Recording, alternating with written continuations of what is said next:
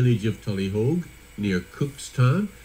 It's about to be turned into, or the hope is it'll be turned into a tourist attraction. The Department of the Environment's putting up $500,000 to develop Tullaghoge Fort. Dan O'Neill is Chief Guardian of the ancient Clan O'Neill of Tyrone.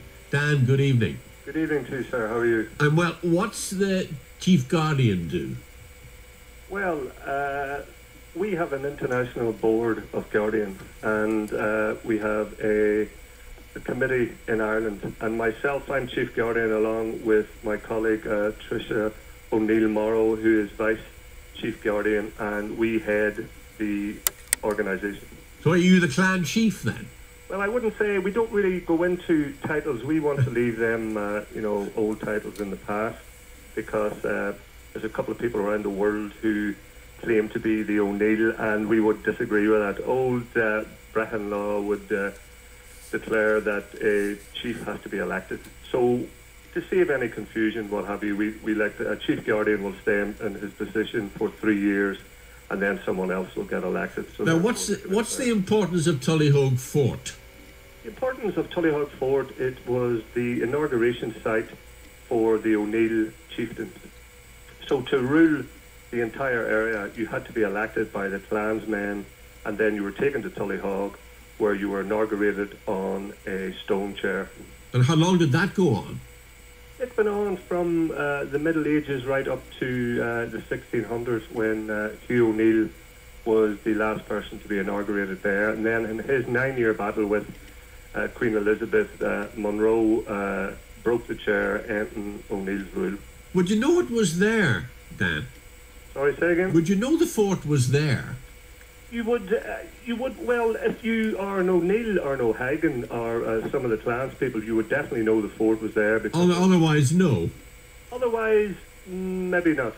Yeah, so what are you hoping will come out of this grant of money? We're hoping that there will be proper signage. At the minute, there's a very bad road into it, so a whole opening up of a new entrance, car parking and advertising, and we want to use it, we want to bring it to life. In what way?